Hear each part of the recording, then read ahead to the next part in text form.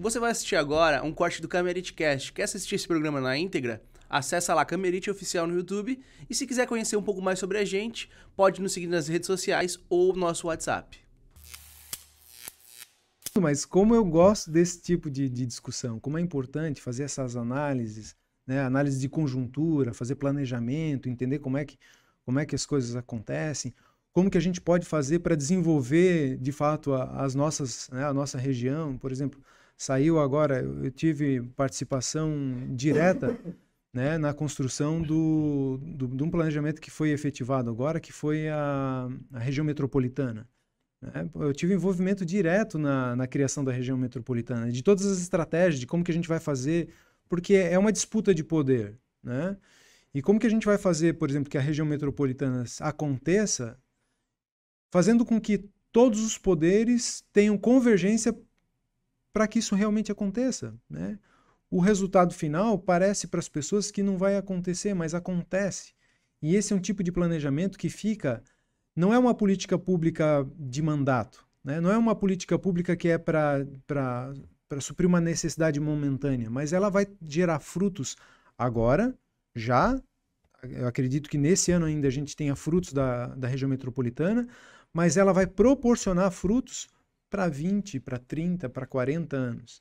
Né? Porque é o investimento em saneamento básico, em transporte coletivo para toda a nossa região, né? Para aquilo que são as características de todas as cidades que vivem, por exemplo, a Amunesc, que são as associações dos municípios aqui da nossa região, né? E sem gastar e sem onerar o Estado para isso, porque é outra preocupação, pô, mas vamos fazer isso só para criar cargo público, para fazer gente lá depois fazer campanha eleitoral, porque no fundo é isso que a população tem por expectativa. Não.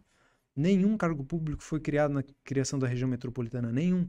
Foi utilizada a estrutura que já tem da Amunesc, que tem um corpo técnico, uma qualificação técnica excelente, né, e que vai conseguir proporcionar para a nossa região toda aqui, né, políticas públicas de excelente qualidade. Pô, legal. Quando você fala da região metropolitana, qual que é a ideia desse projeto? Assim? O que vai ser implantado? Tem o Estatuto da Região Metropolitana, tem o Estatuto da Metrópole, que ele foi criado em 2018. E a gente estava inserido dentro de uma região metropolitana, que foi criado no governo Colombo, que era uma região que tinha 26 municípios. Só que o Estatuto isso foi criado em 2015. E 2018 veio o Estatuto da Região Metropolitana, ou seja, a gente não poderia acessar verbas que são destinadas especificamente para a região metropolitana. Por exemplo, financiamento do próprio Estado, do próprio governo para saneamento básico, né? A gente não acessava essas verbas, né, porque a gente não estava dentro, no modelo que deveria ser adequado do Estatuto da Metrópole. Ao fazer essa regulamentação do Estatuto da Metrópole e proporcionar, né, assim, a gente fez um movimento de ir em todos os municípios, de ir nas câmaras de vereadores de todos os municípios, de conversar com todos os prefeitos para que eles tivessem interesse. Então hoje há uma conurbação. Conurbação é quando a gente não vê a diferença física de divisão entre um município e outro. Um exemplo, Joinville e Araquari, por exemplo. Joinville e Araquari. Se tu for lá pro Itinga, tu não vai saber fisicamente onde começa uma coisa e onde termina a outra. Quer ver, se tu pegar os bairros ali, né, por dentro do bairro Itinga, tu não sabe onde começa uma coisa e começa a outra. Né?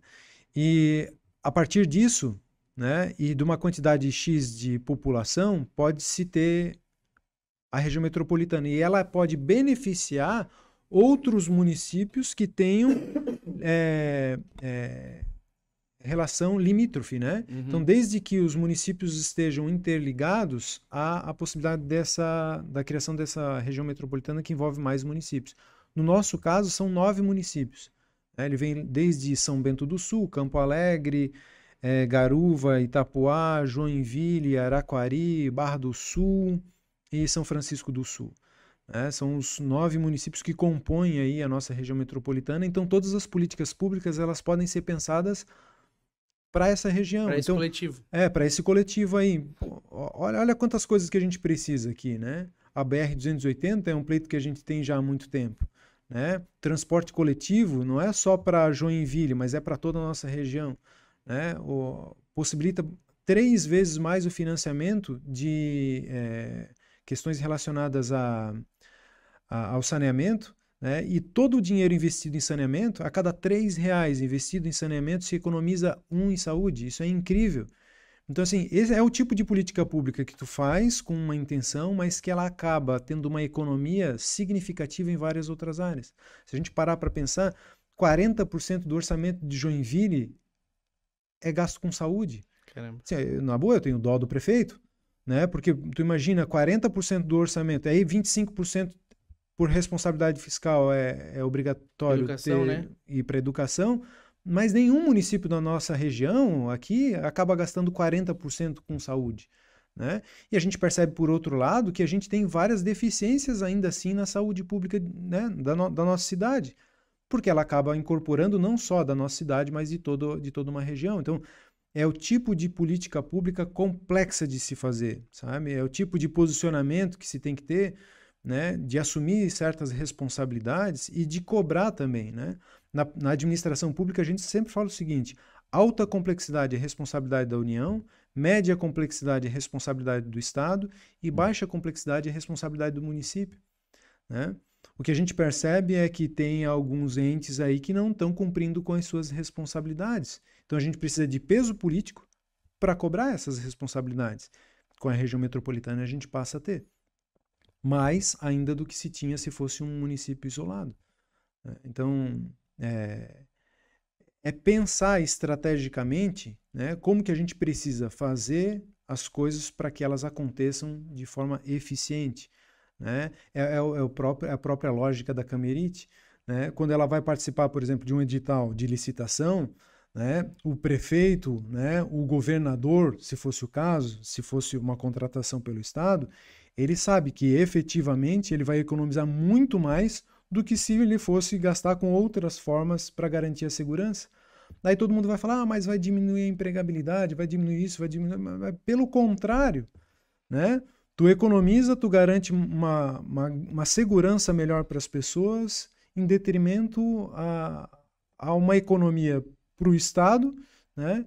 E melhor qualidade efetiva para as pessoas que acabam trabalhando na área, né? Porque o rendimento passa a ser melhor do que se elas estivessem trabalhando em outras atividades.